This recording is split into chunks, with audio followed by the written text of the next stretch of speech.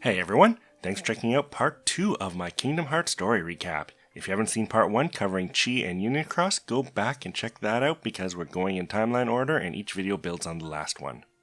Let's get right into this, covering some of the events leading up to Kingdom Hearts Birth by Sleep. Following an 85-year gap of mysteries, there are practically no Keyblade Wielders anymore, and people don't even really know about the Keyblades and the war except through legends. But there are some Keyblade Masters who remain, including Yen Sid, the wizard from Fantasia, who's retired after training his apprentice, the King of Disney Castle, Mickey Mouse, who's been promoted to Keyblade Master. In the realm that exists between light and dark, in a special world called the Land of Departure, another unknown Keyblade Master trains his apprentices, Aqua and Xehanort. Xehanort has the no-name Keyblade that Luxu was supposed to hand down, but it's unclear if this was handed down to him or if he came across it some other way. The Master of the Land of Departure is charged with protecting its secrets, so when it comes time for their master to choose one of his apprentices to take over, he picks Aqua. In this time, Xehanort becomes obsessed with the X-Keyblade and reforging it. He thinks that if a being of pure light and one of pure darkness fight, the power released will forge the X-Keyblade. Xehanort believes that if he gets to Kingdom Hearts, he can create a new world where light and darkness are in balance. He also realizes that he's too old to see this happen, and plans to use his Keyblade to transfer himself into a younger body. As an aside about Keyblades, they have tons of applications that can be confusing. They're the only weapons that can hurt monsters born or made from the darkness. They can also transform into armor or flying gliders, and they can unlock or lock hearts of worlds or people. In Kingdom Hearts, the hearts of people contain their memories, and Keyblades can separate a heart from a body. Also, Keyblades can choose their owners. There's a bequeathing right, where someone is given the potential to become a Keyblade wielder, and then they can be chosen by a Keyblade. Even Nomura admits this is all a bit vague though. So Xehanort comes across a boy named Ventus, who we know from the last video but don't quite know how he got here, and makes him his apprentice, with the goal of taking over his body, but for that to work, Ventus has to give himself over to the darkness. When Ventus refuses to, Xehanort gets fed up and uses his Keyblade to pull all the darkness from his heart, creating a pure darkness version of Ventus called Ventus. With Ventus' heart shattered, he won't survive, so Xehanort just leaves his body on a world called Destiny Islands, where his broken heart manages to call out and connect with another heart being born at that time, a boy named Sora.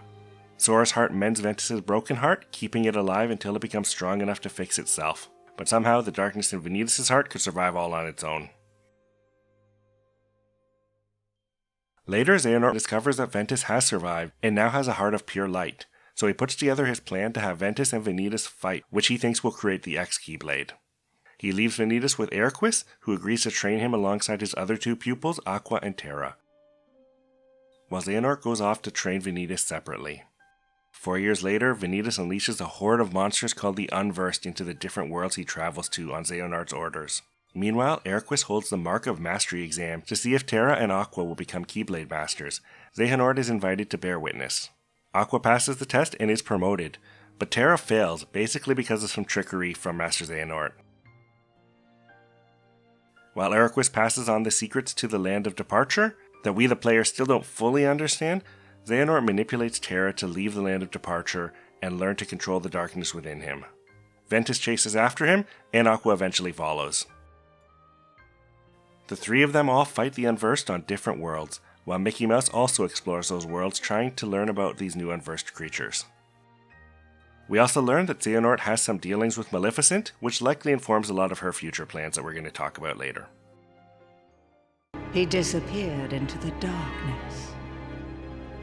But now I know the Keyblade is necessary to gather hearts. Join me. Collect 6 more hearts of pure light. Then we will rule all the worlds together! In the world of Radiant Garden, Mickey meets Ansem, a researcher who along with his assistants are studying hearts and light and darkness in order to harness their power for his world. Also in Radiant Garden, Ventus meets 2 kids, Leah and Issa. And Aqua meets a young girl named Kairi, whom she puts a protection charm on. I just cast a magic spell on you. One day when you're in trouble, the light within you will lead you to the light of another. Someone to keep you safe. We also meet Bragg, an assassin working alongside Xehanort to help trick Terra. On Destiny Islands, Terra meets a young boy named Riku who he sees potential in, and performs the bequeathment ceremony on him so that he might have the potential to wield a Keyblade in the future.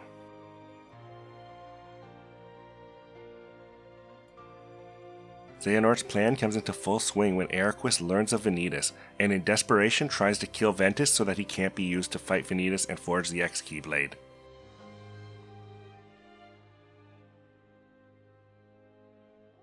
Terra steps in and fights Eriquis, stopping him from killing Ventus, and Eriquis is weakened from that fight. Xehanort steps in and kills him off.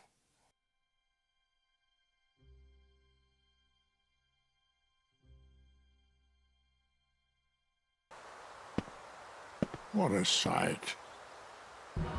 Why do you trouble yourself with remorse, Master Terra? The man was bent on doing harm to your friend, his own pupil. Master Xehanort, why? Meanwhile, Aqua finds Mickey hurt in between worlds and brings him back to Yen Sid, where he's reunited with his friends Donald and Goofy who've been looking for him. Here, Yen Sid also tells Aqua that Xehanort has killed Eriquis and sends her to the Keyblade graveyard to save Terra and Ventus, whom Xehanort has still been manipulating.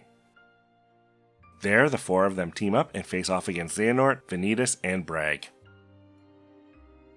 Terra fights Xehanort, while Aqua and Mickey take on Ventus, who takes them out and then forces Ventus to fight him to save his friends. Back to the fight, Ventus wins and combines with Ventus into one person with a full heart now. He's also wielding the forged X-Keyblade.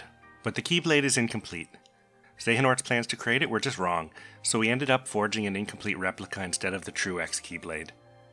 Trial and error become a bit of a running theme for him as he tries to get to Kingdom Hearts and messes up. When the incomplete X-Keyblade is forged, Kingdom Hearts appears in the sky as a blue heart-shaped moon-like thing. But it's unclear if that's the real Kingdom Hearts. They could easily just write it off as another fake or a reflection or something else later on. Aqua fights Ventus, while inside his heart, Ventus fights Ventus' half of his heart. They both win, destroying Ventus and the X-Keyblade, but leaving Ventus with only half a heart, so he falls into a comatose state and won't be able to survive again. But just like all those years ago, his heart reaches through its connection with Sora, and Sora's heart offers to shelter it until it can be made whole again. Meanwhile, Xehanort uses the dark energy that he's been convincing Terra to tap into in order to transfer his heart into Terra's body, and then gets away. Terra's heart tries to fight back for control of his body, but isn't that successful. With Terra missing, Aqua knocked out, and Ventus basically comatose from losing his heart, Mickey brings Aqua and Ventus to Yen Sid's tower. After waking up, Aqua takes Ventus to the land of departure, puts his body in the secret chamber of waking, and then seals away the entire world to protect it. At this point, it becomes known as Castle Oblivion. Aqua heads to Radiant Garden, where she meets with Xehanort, who's now controlling Terra's body.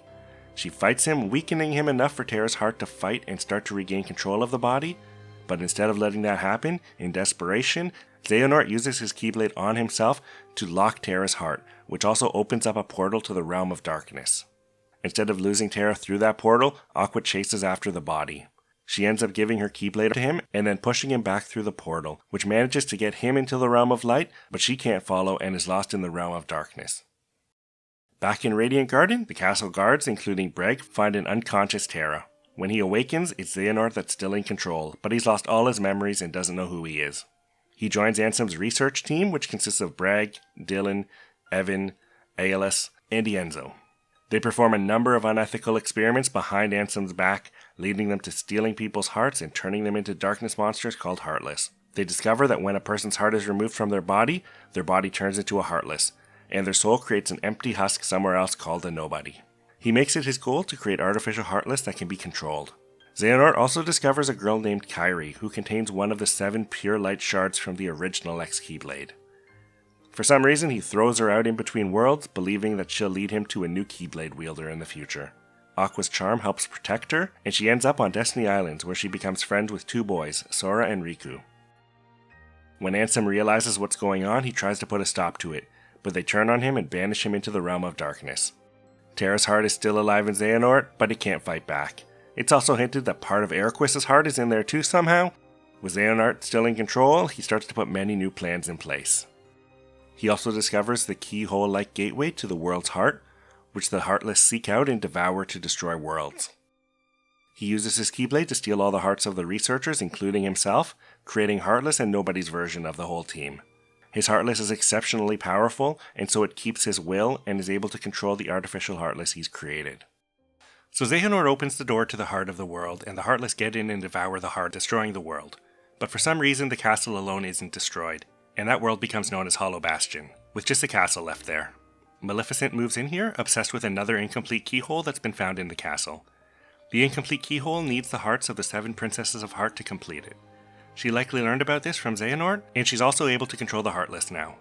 She believes that completing the keyhole will unlock the path to Kingdom Hearts through the Door of Darkness, which will allow her to use the power of Kingdom Hearts to rule all the worlds. The keyhole is likely an incomplete artificial keyhole, started from Xehanort's previous experiments. I hope you're still with me, because here's where things start to get really insane. Though this isn't revealed until Dream Drop Distance, Xehanort's Heartless is now able to travel through time and give other versions of himself the power to travel through time as well. He can only go back to a place and a time where his body was before, so he appears to his younger self before he became a Keyblade wielder, and tells him to make sure he's at Destiny Islands at a certain point in the future when a Keyblade wielder will awaken, which will allow him to travel there at that time. He learned about that place from his experiment with Kairi, apparently. He also gives his younger self the power to travel through time, and gives him a task to go through time, putting together a team of Xehanorts from different times, and then bring them into a specific time far in the future. He does that, and we'll get to that way later, but then he returns to his own time. Meanwhile, the current Heartless version of Xehanort travels from world to world, flooding them with Heartless. Many worlds are destroyed here, and some of their remnants and inhabitants come together in the realm between light and darkness, making up the new Traverse Town world. Meanwhile, in the earliest bit of Kingdom Hearts Point 2, Birth by Sleep, A Fragmentary Passage, Aqua is trapped in the realm of darkness where years pass while time stands still for her. She comes across the remnants of the destroyed worlds for Sleeping Beauty, Cinderella, and Snow White. Here she manages to connect with Terra's heart and talk to him, but it turns out that Xehanort was listening through him and just trying to learn about where she hid Ventus and how to get to him. He does learn that Ventus is in the Chamber of Waking, but not how to get to him. No, I can't control.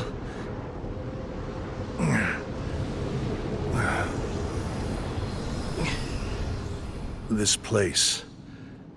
Is it the Chamber of Waking? Yes.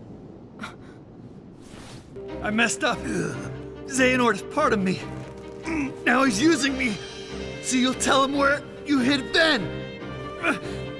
And that leads us into Kingdom Hearts 1, and thankfully a bit of a slower pace for the story, and man, I miss that.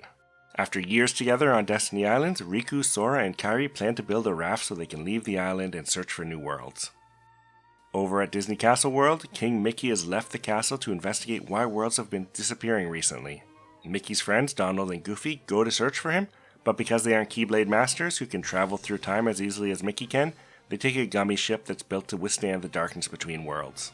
Mickey, searching for a way into the realm of darkness, rides a world as it's being destroyed to get through. Setting up a plan for far into the future, the Heartless version of Xehanort that was created when he unlocked his own heart shows up on Destiny Island to taunt Sora. Now keeping the Xehanorts apart is pretty tricky, so we're going to call this version the Seeker of Darkness. The game actually calls him Ansem, because this version of Xehanort is actually pretending to be Ansem throughout the entire game. Sora and Co think it's Ansem that they're facing, and it's only revealed in Kingdom Hearts 2 that it's actually the Heartless version of Xehanort that was using Terra's body, so yeah, that's pretty confusing, but yeah, we're just going to call this character the Seeker of Darkness. Back to the game. Riku, who's awakening as a Keyblade wielder, opens the door to the heart of Destiny Islands, unaware of the consequences. It causes the Heartless to flood into the world and start to devour its heart. Sora shows up on the island as it's collapsing and finds Riku, who's given into the darkness. He reaches out to him and connects with the light in Riku's heart, and touching it lets him take control of Riku's Keyblade. Now let's talk a bit more about Keyblade wielders here. Like I said earlier, to awaken as a Keyblade wielder, there's some rules. First, you have to be bequeathed the ability to use a Keyblade. For Riku, Terra performed the ceremony about 10 years ago, so that's why he has the ability to use a Keyblade. And on to the next part, a Keyblade needs to choose a wielder to use it. This is a bit more iffy, and it does seem like there may be cases where a Keyblade could choose someone who hasn't gone through the bequeathment ceremony, so there's some wiggle room here. But yeah, basically at this point, the Kingdom Key is choosing Riku to be the new Keyblade wielder. So to reiterate what happened, Riku is the one who was chosen here, but because he gave into the darkness, the Keyblade instead lets Sora use it when Sora reaches out and tries to make contact with Riku but grabs it instead. And then Destiny Islands is destroyed by the Heartless. With Destiny Islands gone, Sora wakes up in Traverse Town, a newer world that lies between the realm of light and darkness, where some things and people that survived the collapse of their worlds end up. He begins searching for Riku and Kairi, and instead meets Donald and Goofy and Jiminy Cricket, who are there looking for Mickey. They all team up to look for their friends together. They also meet several Final Fantasy characters, Ares, Yuffie, and Squall, who's going by the name Leon. The characters come from the world Hollow Bastion, which was also once Radiant Garden. That's just the name it's been known as now in the years since it's been taken over by the Heartless. They teach Sora that the doors to the heart of each world have been unlocked, likely as a result of Xehanort's experiments, so all the worlds are vulnerable to the Heartless. Sora's got to find the keyholes and lock them to keep the world safe, as well as discover more about Ansem, whose research into the darkness could help them stop the Heartless. Meanwhile, Maleficent has put together her own evil League of Evil, with villains from all of the Disney worlds who are using the Heartless to find and capture the 7 Princesses of Heart. She believes this will open the door to Kingdom Hearts, likely because of the information she got from Xehanort years ago. She's already captured 3 of the princesses and taken their hearts. That's Aurora, Cinderella, and Snow White. She also knows that Kairi is a princess, but Kairi's lost her heart and is pretty much comatose. She uses this to manipulate Riku, saying she can help get Kairi's heart back. So Riku joins Maleficent's side, and she grants him the power to control the Heartless.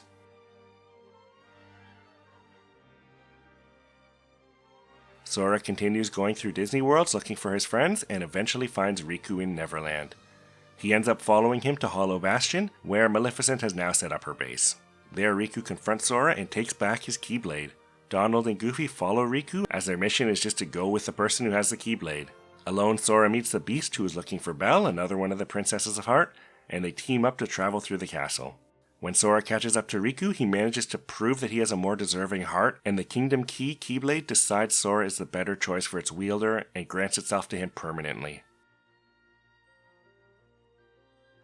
Alone and pissed off, Riku is approached by the Seeker of Darkness, who convinces Riku to open his heart to the darkness and get his Keyblade back. But when he does, the Seeker possesses his body and takes control of it. That's because at this point, Xehanort's Heartless doesn't have its own physical form, it's kind of a ghostly thing, so now that it's taken Riku's body, it can use a real physical body. The Seeker-possessed Riku then uses the new Keyblade made from the Princess's heart to unlock Maleficent's heart, creating a heartless version of her, that Sora, reunited with Donald and Goofy, managed to beat. Sora makes his way to the castle chapel where all 7 Princesses of Light have been captured, now including Jasmine, Alice, and Belle. Here the possessed Riku tells Sora that Kairi's heart took shelter inside Sora, so he tries to unlock Sora's heart to free it. Sora beats him in a fight, but then needs to restore Kairi's heart to her body in order to complete the keyhole and lock it in Hollow Bastion. He tries to take the Seeker's Keyblade and use it on himself in order to free Kairi's heart and save her, and her heart does go back to her body, and the 6 princesses regain their heart while the Hollow Bastion keyhole is completed, but in the process, Sora loses his own heart and becomes a Heartless.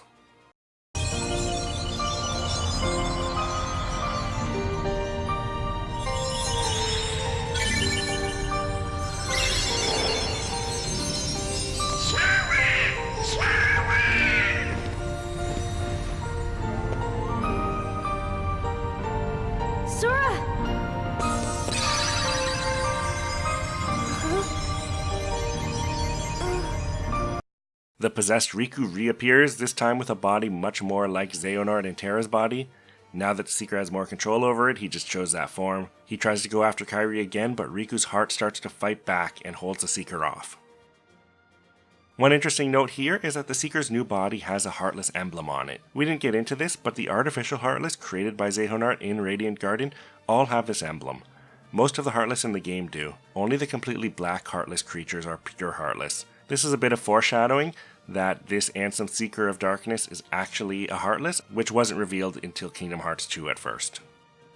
Back to the game, Heartless begin flooding into the castle through the completed keyhole. While Kairi runs to escape with Donald and Goofy, they're attacked by Heartless, but a Heartless Sora finds and helps them. Kairi recognizes him, and from the light in her heart, she manages to transform him back into his regular body. Back in Traverse Town, Sora and Kairi consult with the Final Fantasy characters to come up with a plan to get back to the keyhole in Hollow Bastion and seal it. Kairi also gave Sora a charm before he sets off. Meanwhile, Riku's heart has been tossed out of its body and winds up in the realm of darkness, where it connects with and talks to Mickey. Jumping back over to A Fragmentary Passage again, Aqua meets up with Mickey and learns that it's been 10 years since she's been trapped in the realm of darkness, and that worlds have been getting destroyed since. Aqua helps Mickey search for a dark Keyblade that he'll need to save the worlds. In the remnants of Destiny Islands, where the Kingdom Key appeared to Riku, Mickey finds its dark counterpart, the Kingdom Key D. Both Keyblades can be used together to lock the door to darkness. Just as they find the door, a horde of Heartless attack, separating Aqua from King Mickey. Back to Kingdom Hearts 1, Sora and company return to Hollow Bastion, where they encounter a strange black-cloaked figure who attacks them. This is Xemnas, a member of Organization 13, which we'll get into much more in the next video. Even though some of the things with them are happening around this time chronologically, it's best to cover that on its own. Having beaten the figure who escapes, Sora heads to the keyhole where the Princesses of Heart have been trying to hold back the Heartless. Sora learns that once he seals the keyhole and defeats the Seeker of Darkness, all of the devoured worlds will be restored. But they'll also be separated from each other once again, and travel between them won't be possible anymore. Sora locks the Hollow Bastion keyhole and then travels to the end of the world, a new world made up of leftover fragments from the destroyed worlds where the Seeker of Darkness is. After a huge fight, the Seeker of Darkness opens the door to darkness where he expects to find Kingdom Hearts and get its power, but instead a bright light shines through and destroys him. Through the door we see the Realm of Darkness. With Xehanort's Heartless destroyed, its body goes back to the Realm of Darkness where it's reconnected with Riku's heart. So Riku basically gets his body back.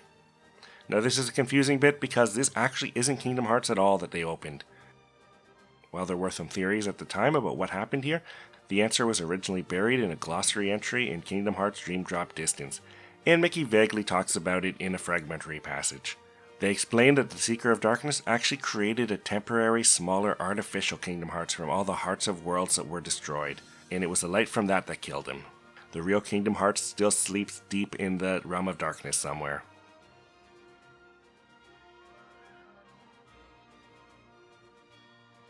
While Sora, Donald, and Goofy try to close the open door to Kingdom Hearts, Riku, now back in his body, appears on the other side to help. He's also joined by King Mickey, who shows up at the last minute to get the door closed. With Sora on the side of the Realm of Light and Mickey on the side in the Realm of Darkness, they use the Kingdom Key and Kingdom Key D Keyblades to lock the door, preventing the Heartless from using it to enter the Realm of Light from the Realm of Darkness.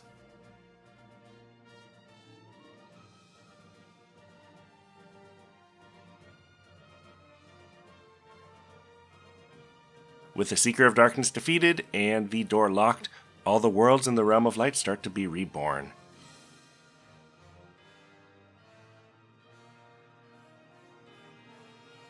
Sora sees Kairi one last time, but doesn't go with her to Destiny Island as it pops back into existence because he wants to find and bring back Riku first.